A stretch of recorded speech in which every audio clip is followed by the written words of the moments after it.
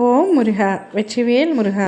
என் அன்பு தங்கமே, சற்று நேரத்தில் நீ விரும்பும் உறவு உன்னை அழைத்து பேசப் போகின்றார். உண்மையாகத்தான் சொல்கின்றேன் தங்கமே. நீயும் உன்னுடைய அன்பான உறவும் நீ விரும்பும் உறவும் சற்று மனக்கசப்பில் உள்ளீர்கள் என்பதை உன் அம்மா நான் அறிவேன். எனக்கு அனைத்தும் தெரியும். ஆகையால் நீங்கள் இருவரும் பிரிந்துள்ளீர்கள். பிரிந்த உறவு எப்பொழுது சேரும் என்ற நம்பிக்கையோடு இருவரும் ஒவ்வொரு நாளையும் கடந்து கொண்டிருக்கின்றீர்கள்.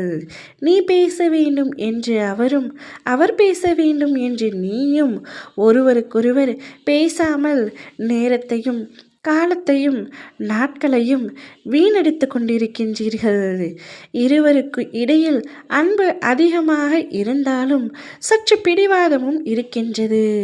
என்ன செய்வது? என் பிள்ளையாயிற்றே, பிடிவாதம் இல்லாமல் எப்படி இருக்கும்?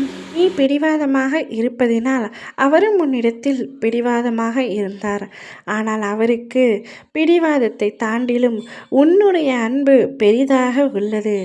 அதனால்தான் அவரே உன்னிடம் வந்து இப்பொழுது பேசப் போகின்றார். உன்னை அழைக்கப் போகின்றார். உன்னிடம் மன்னிப்பு கேட்கப் போகின்றார். யார் மீது தவறு இருந்தால் என்ன, நானே மன்னிப்பு கேட்டுக்கொள்கின்றேன் என்று அவர் கூறப்போகின்றார். தங்கமே, அவர் உன்னிடத்தில் பேச வரும் தருவாயில் நீ உன்னுடைய பிடிவாதத்தை காட்டக்கூடாது. அவரை மன்னித்து ஏற்றுக்கொள்ள வேண்டும். மீண்டும் பிடிவாதமாக இருந்தால் வீணடிப்பது உன்னுடைய வாழ்க்கையையும் அவருடைய வாழ்க்கையையும் சேர்த்தேதான். எனவே பிடிவாதத்தை விட்டுவிடு.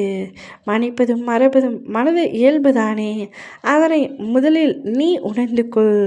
அவரை ஏற்றுக்கொள். அவர் உன்னிடத்தில் வரப்போகின்றார். நீ எதை எதிர்பார்த்து காத்து கொண்டிருந்தாயோ அது நடக்கப் போகின்றது. அவ்வாறு நடந்தாலும் நீ சற்று சலிப்போடுதான் இருக்கின்றாய். அவர் வந்து பேசினால் கூட நான் பேசக்கூடாது என்று நினைத்து கொண்டிருக்கின்றாய். விட்டுவிடு தங்கமே. உன்னுடைய பிடிவாதத்தை மொத்தமாக விட்டுவிடு. உண்மையான உறவுகளிடத்தில் பிடிவாதம் இருக்கக்கூடாது. பிடித்த உறவுகளிடத்தில் அன்புதான் அதிகமாக இருக்க வேண்டுமே தவிர பிடிவாதமும் கோபமும் இருக்கக்கூடாது. அதீத அன்பு இருக்கும் இடத்தில் சண்டை, கோபம், பிரிவு, சங்கடம் என அனைத்தும் நேரத்தான் செய்யும். அதனால் என்ன? அனைத்தும் வந்து போவது தானே வாழ்க்கை. அப்பொழுதுதானே உங்களிடத்தில் எவ்வளவு அன்பு உள்ளது என்பதை நிரூபிக்க முடியும். நீங்கள் இருவரும் ஒருவருக்கொருவர் உண்மையான அன்பை வைத்துள்ளீர்கள். அதனால் நிச்சயமாக அவரே உன்னிடத்தில் வந்து பேசுவார். அவரை ஏற்றுக்கொள் தங்கமே. அம்மா நான் உங்களுடன் எப்பொழுதும் இருப்பேன். என்னுடைய ஆசீர்வாதம் எப்பொழுதும் உங்களுக்கு இருக்கும். ஓம் முருகா, வெற்றிவேல் முருகா.